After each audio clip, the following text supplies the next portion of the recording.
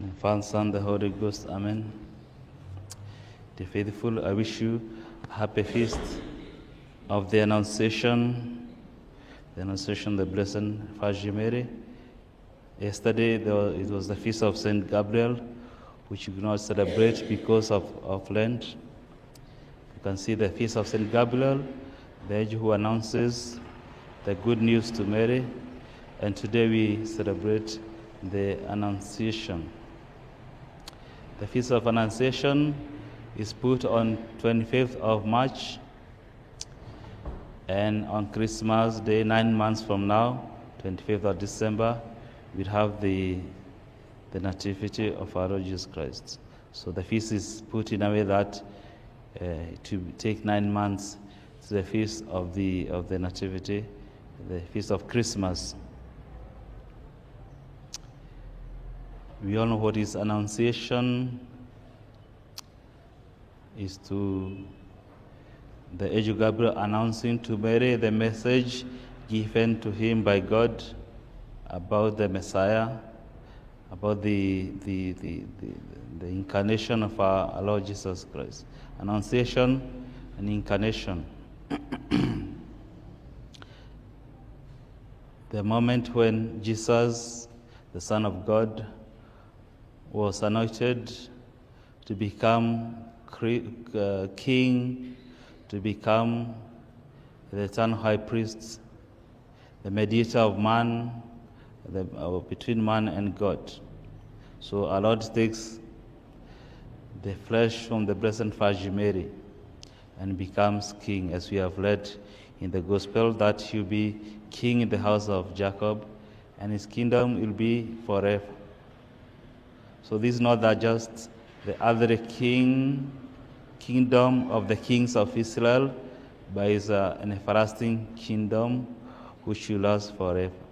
So our Lord be the last king of Israel, anointed by God, anointed king and priest, mediator between God and man. So it's a very special coming of our Lord Jesus Christ, announced by prophet Isaiah. Behold, a virgin shall conceive and shall bear a child and be called the Son of the Most High. He become the Savior. So the prophet announces, and he doesn't explain how is this going to happen. How is this virgin going to conceive? According to our nature, animal kingdom, a virgin cannot conceive.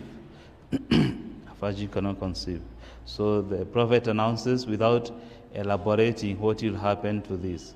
And so Mary is there. She knows this prophecy. All the girls in Israel knew the prophecy that a virgin shall conceive and shall bear a son will be called Emmanuel.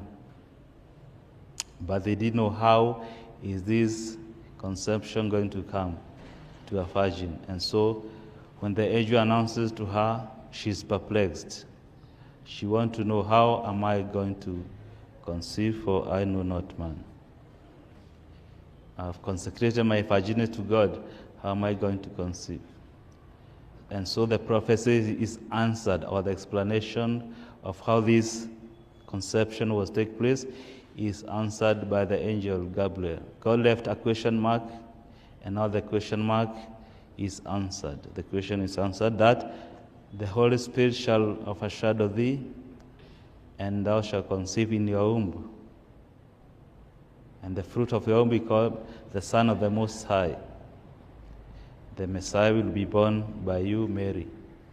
And Mary, having understood that, she have no any doubts, she has no any questions to the angel. She says, behold, the handmaid of the Lord. If that's the answer to the question of the conception, the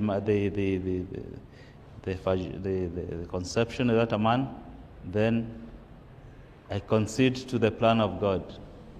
I agree to be the mother of God. I agree to be the mother of this son, who will be the Savior of Israel. So by the title of the mother of her motherhood, Mary becomes the queen. She becomes our queen. Our Lord is king, and Our Lady is our queen, because she is the mother of the Savior. A very high title. A very high title. So we have a mother, our dear mother. We have our Lord Jesus Christ, our King, and we have the Blessed Virgin Mary, our mother. We are her children, and we trust in her. We can trust in her because she was given to us by God. She was asked to be the mother of Jesus, and the offspring who will be conceived spiritually by our Lord Jesus Christ at the crucifixion. So we all become the children of Mary. By the first year of baptism, we become the children of Mary. So it's our duty, dear faithful, to have this trust in the motherhood of Mary, that she is going to beget us to eternal life. For she has been appointed by God to be powerful with our Lord Jesus Christ, to intercede for us. And she has promised that all those who trust in her will not be lost. We might suffer in this life, we might go through many things, but if we have trust in the Blessed Virgin Mary, we are almost sure of our salvation. So let us not be discouraged when the tempest rages. We go to the Mother. When things are rough, when the oceans are rough, when things work against us, when we are overcome by temptations, the Mother is a sure lifeline for our salvation. A sure life of salvation. All we have to do is to be good children of the Blessed Virgin Mary by keeping the commandments of God, by our prayers, especially the Holy Rosary, and spreading her devotion. That's all she asks from us. And we leave the rest to her, that she's going to intercede for us. She's going to bring us closer to our Lord Jesus Christ. You see, from our side, we are not demanded to do much. The ritual that we do for Mary, it will lead to our salvation. It will lead for conversion of many sinners.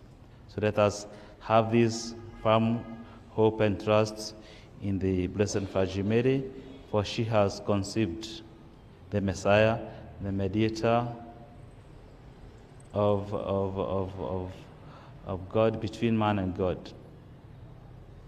As long as we trust and hope, we will be saved through that bridge. In the name of the Father, and of the Son, and the Holy Ghost. Amen.